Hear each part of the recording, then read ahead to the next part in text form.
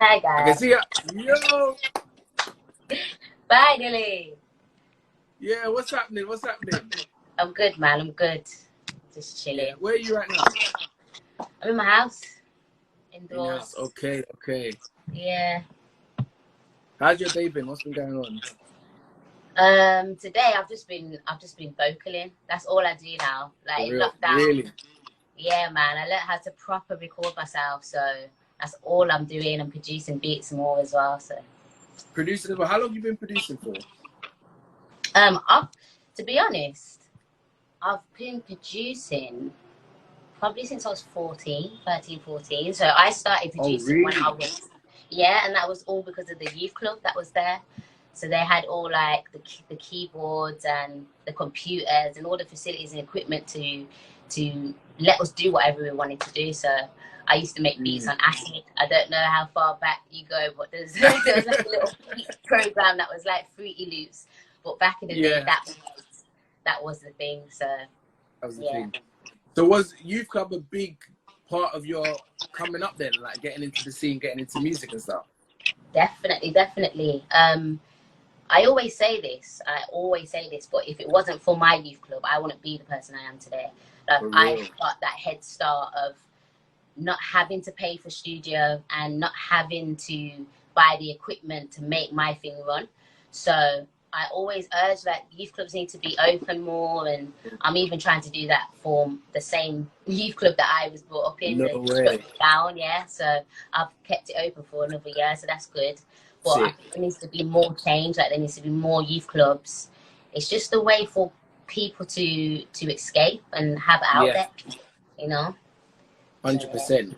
When I talk to artists, a lot of our favorite artists have come through youth clubs, man. And imagine the amount of talent we could be missing out on now because most of the youth clubs are shut. Do you know what I mean? Of course, Yeah. you know. Where are And you based now? well, my base, London. Yeah. You're in London. Oh, you said that like, why? Yeah, you know what? It's because I'm a Brummy girl, like, Yeah. I'm literally Brummy. I speak to everyone here, and I notice that a lot of people, when I talk, they take me the wrong way. I don't know if it's because I'm bubbly and I'm loud, but I think it has got something to do with the accent and how we get our words across. So Yeah. most of the time, it's just been draining. I'm not gonna lie. That's why I keep So myself what myself. they take you the wrong way in terms of what, like think you're being serious when you're not being serious, or Yeah, vice that's it. versa?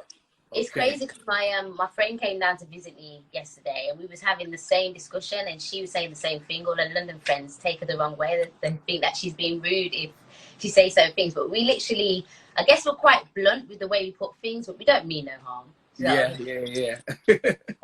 Different sort of banter now. I hear you. yeah. Everyone's going mad about MasterChef today.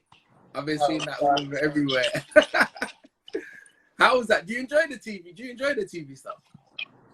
Yeah, I love it. I absolutely love TV. I think it's a whole different vibe and energy to music. You know what I mean? You meet different people, and everyone has different experiences and stories. So I've just learnt so much in the TV realm than music. It's crazy.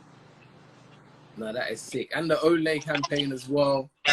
Like when it comes to Lady Leshurr and campaigns, they know they got to book you. Do you know what I mean? Always deliver. How was that? Do you enjoy it?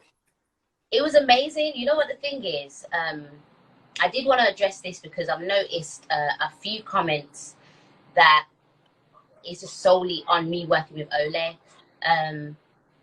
I've been working with Olay for 2 years now. This is actually my third advert. It's not even my second or first. It's my third. So they've worked with me in the past on a few things, and it's got nothing to do with the BLM movement. It hasn't, and I've noticed a lot of people are just thinking, oh, Leshurr you're being finessed, or your integrity, because you're now working with someone that's just using you for their brand, for what's happening at the moment. But it's not that. It's not that. We've been working for a while, and we actually held that advert back because we didn't want to be insensitive. Well, I didn't want to be insensitive. I'm just speaking for myself, because what was happening in that situation when we was about to release it, I was like, we can't release it now. It's there's so much more important things happening in the world. So yeah, I just wanted to get that across. Like, I love working, Okay. and I get 100% creative control, as you can see. Like, so. Yeah. I saw somewhere that like you edited the video on your phone, shot it on your phone, proper DIY job. Yeah, man. I mean, you know what? My main purpose in this whole lockdown situation, because everyone went through it, and everyone was just like confused and indoors on their own or with people. But my thing was just trying to build on something that's going to prepare me for my career, my future, you know. And I just started writing down loads of things. But I've always done editing. Like I always co-edit all my videos because I know exactly what I want to see and when I want to see it. So it's not nothing new. But as far as editing on my phone, that was the first time I've done that on Splice, like the quarantine. Yeah, and it's a lot. I'm not gonna lie, it's so frustrating, but I was happy at the outcome. So. No, that is amazing. And you mentioned Black Lives Matter. Since we're there, we might as well jump into it. I want to know more about the music as well. But since we're here, how have you felt with the whole Black Lives Matter movement? Like, what is first of all, how have you felt now? And then let's dig a bit through your career and see where you being black has sort of played its part in your career, sort of thing. So how do you feel right now about everything? How I feel, I just feel how a lot of people feel, just frustrated, angry, hurt. Like there's a lot of emotions, and it doesn't help that we're going through a pandemic as well at the same time. So there's so much going on. It's a weird energy right now. Yeah. And we've all seen that racism still exists. We all know that. So yeah, it just took someone like George Floyd for that to happen, for people to speak out more, and especially about their experiences and what they've seen with their own eyes. And obviously I kind of opened up a little bit about what happened to me one time. It was in Spain. What happened? I'm gonna keep it brief because it's quite a long story. But I was coming from a show, and I went into, like, you know, the duty-free store. Yeah. I went into a duty-free store in Spain, and I asked them for a certain perfume, and the man just looked at me, and I was like, "Excuse me, do you know where the perfume is?" Not even, no raised voice or anything, and he was just looking at me like I was weird and stuff. So I've walked away, and he said "negra puta," which obviously we both know what that means. So because I knew what that was, that's probably one of the only common things that I know that's Spanish. I was like, "Did you just call me?" And as soon as I've challenged him, it's like he got intimidated, and his first reaction was to grab my arm and try and arrest me. It was so wild. Like, it happened so fast that I was on my own as well. This is the maddest thing. Really? People know I'm tiny. I'm 5'0". He was just a little bit taller than me, and because he couldn't get my arm around, he wasn't strong enough. I'm not gonna lie. So he couldn't get my arms around in it, and that frustrated him even more. So he started trying to hit me. Like, he hit me in my face. Yeah, man, it was crazy. I didn't see. Yeah, it was actually crazy. I'd never really spoke about it until the time that I opened up about it, because it triggered me. The George Floyd thing did trigger me, because after he abused me, the police still came and took me away like I was a criminal, shouting at me and making a scene and making people think it was me. And obviously, because I'm black, I literally wasn't shouting or anything at that point. I was scared for my life. I know it might sound extra to people that are listening, but at that time, I'm on my own. It's nighttime. There's two people taking me away that potentially can be racist too, because they're not trying to hear me out, and taking me to a room. I don't even know what's in the room and who's in the room. So it was a very scary experience, and it made me really, like, nervous around men for a very long time, because and I know from other people's stories that I've seen online and stuff, for the recent things that have been happening, I know why certain people are talking about their experiences, because it does fit to you, and you're never going to understand it unless you've experienced it. So just to the people that try and disregard what people are saying, just hear it out, have empathy, because people are going through things, and they're just burying it because they have to. I felt like I to. And I tried to take the guy to court and everything. They said he got sacked, but I didn't get no proof.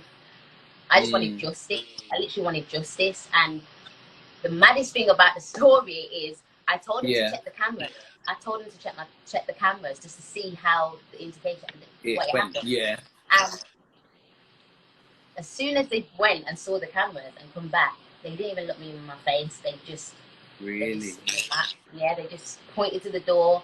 I felt infuriated. It's the first time this happened. I was like, I haven't done anything wrong. I can't believe this. Bear in mind, the guy slapped me in my face. He punched me in my kicked me in my stomach, and I could have been pregnant. So these are the things that's happening when, like, all over the world, and I've never experienced that type of racism. And the fact that they knew what had happened when they saw the cameras, they followed us all the way to the flight and told the people not to let us on the plane. And I just thought, that's it. That's when I knew it was Makula. Like, people, they just like us here. And so we had to stay in the airport until the morning. And I remember meeting one woman that was like the head of the airport or something. And I was like, I'm going to expose you lot. Like, you guys don't know I'm an artist and that. Sometimes you have to say that. When it shouldn't be that way. But I saw about what happened to Leona Lewis. And it's like, when you tell them who you are, it's like, that's when they say, oh, I'm sorry. And she was apologetic and said, I didn't know who you are. And I'm just thinking, so this is what you do to people if they don't do music or they don't have they're not famous and stuff or whatever. So I just, man, it was just a big eye-opener. It was horrible. That is so mental. How long ago did you say that was?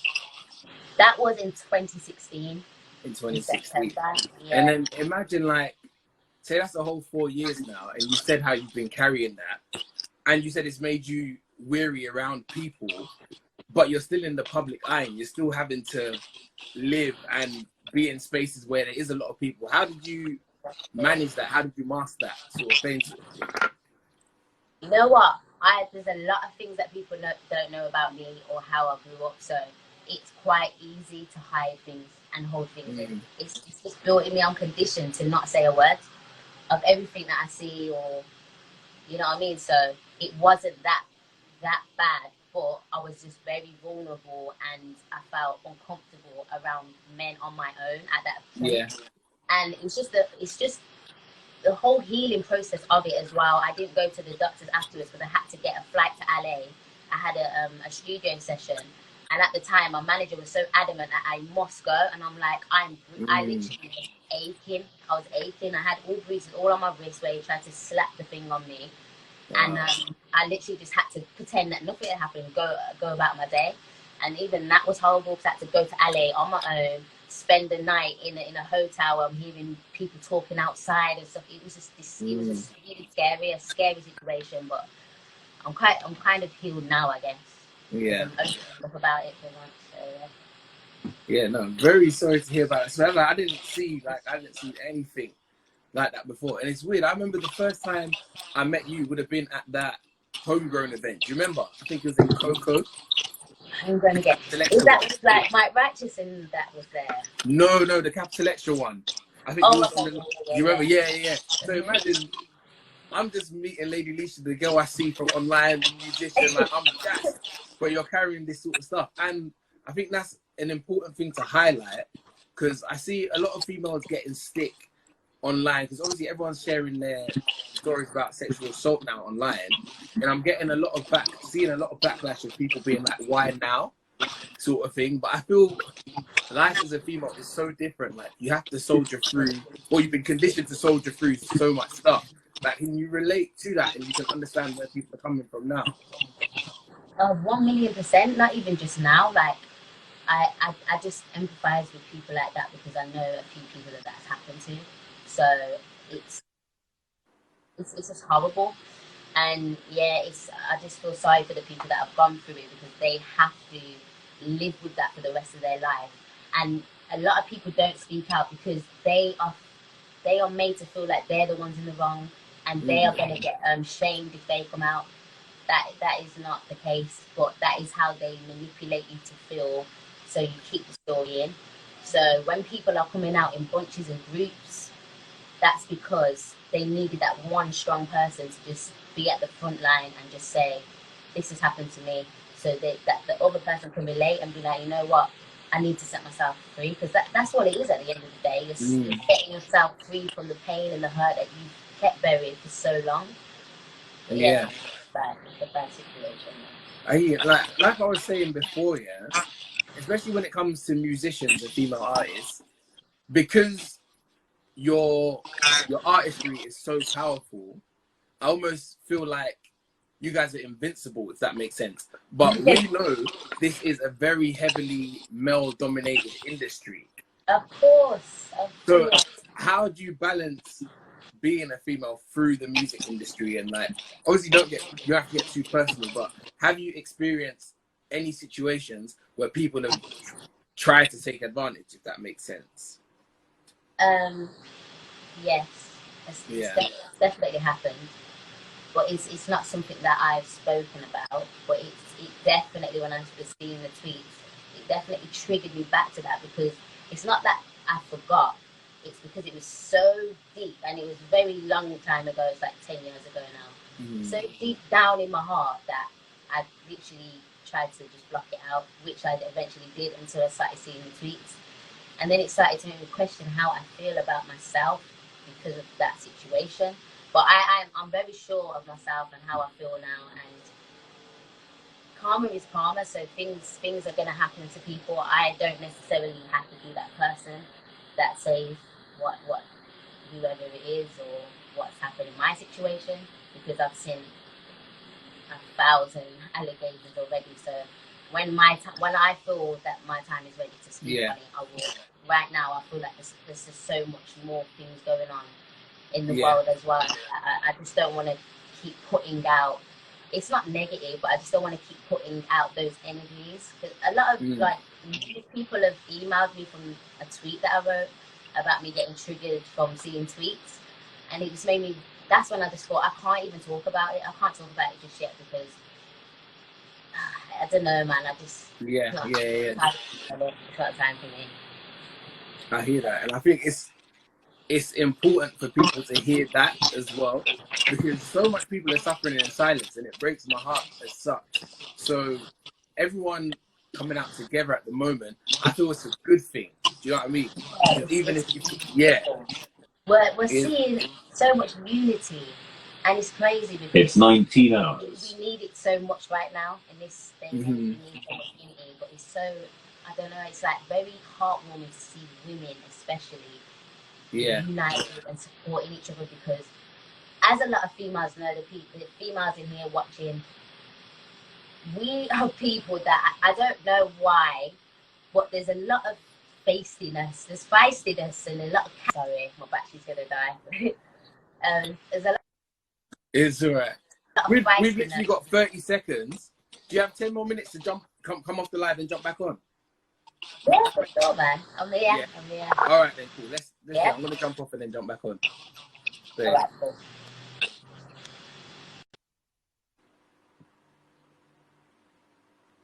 Yo. Hello, we're back. Not gonna lie, I put the hat on the spots, dude. Dirty today. Don't worry, you go. If I show you what's happening with this lack of trim, oh my days. No. I forgot my phone is bugging because it needs charging.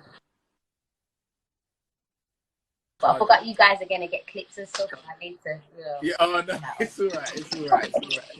I got a few more. Anyway, we've got a lot of ground to cover. I wanted to know from you, let's say, on the music point of view, did everything change for you in the Queen's Speech era? That song? Yeah. Was that the? And that's just solely on me taking a break, because I took a break because I was going through a heartache, boy, and the only thing that I thought would get me back to myself was praying. So I was going to church and just trying to get strong, and eventually I did, and then I came up with this little idea of just doing one takes and things popping up when I point at them and be consistent with it. Originally I only thought to do 4, but the 4th one was the one that done what it did, and ended up going on the Samsung advert just before the Super Bowl. All the American artists were reaching out, like Kanye West, Missy, Mary J. Blige. I was like, I grew up with you lot. It was this amazing experience to just know, wow, you can literally just make a song from your bedroom and be touring the world the next day. It is wild. Yeah, I literally got my mom a house just from that song, and that's all I've ever wanted. Just from number 4? Yeah, from 4. Like, that saved my life. So people always getting onto me, like, you know, I'm a gimmick and stuff. Let me be my gimmick, and I created my gimmick. Let me do my thing. It's helping me and providing for my family. I'm not even hurting anyone. People like singing it, and I make kids smile. Like, that's the best thing in the world, you know. So, nice. You're doing you. Nothing wrong with that at all. Well, that's the thing. Like, it was me, but obviously it's a side of me that people wasn't ready for, because I started doing Queen Speech when I created my Snapchat characters. I was doing like Snapchat comedy, and when people started laughing, like, I was getting good feedback of, I'm funny, this and that. So I thought, why don't I put my personality into my music? That's how I came up with it. That's it. Did you come up in the grime era then? Is a grime kid? Actually, I didn't, because really, grime wasn't even invented when I started. Oh, so you're before? Yeah, I'm before. So when I started, it was like garage, drum and bass, jungle. That's what I was DJing. I had to DJ, and I just knew about jungle and stuff. And then obviously old school garage, and then I heard Miss Dynamite Boo, and I was like, all right, this is the I love. Yeah. But yeah, I've been on loads of genres, to be honest. Yeah, no, you've gone through a few different eras then, and I know I've been reading around. Your dad was quite strict, you said. So how did your family know about music? Well, they kind of knew, because I was always in the youth club. Like I said, it's just down the road from me, so I literally lived in there, and so they knew that I did music. I put out my first mixtape when I was 14, so they knew. But I obviously had to make that sacrifice of going to London, but I didn't let anyone know, because I knew I wasn't gonna I wouldn't have been allowed to get here, basically. So I just had to leave. I left with one little black suitcase. Really? And I had a few friends on MSN and stuff. We took it way back. Like, I had a few like artists and stuff. So I was staying at a few people's places, laying on people's sofas and stuff. For years, I was living out of bags and boxes. And then the Queen Speech ever came. So I don't know. I've been through it all, man. The struggle and the strive. So that's why, like, I really love to just be myself. I think being yourself will give you the ultimate success. You're not trying to be anyone else, and it's quite. I'm sure it'll be hard work to be someone you're not 24 hours a day. Yeah. It's harder work than what people think.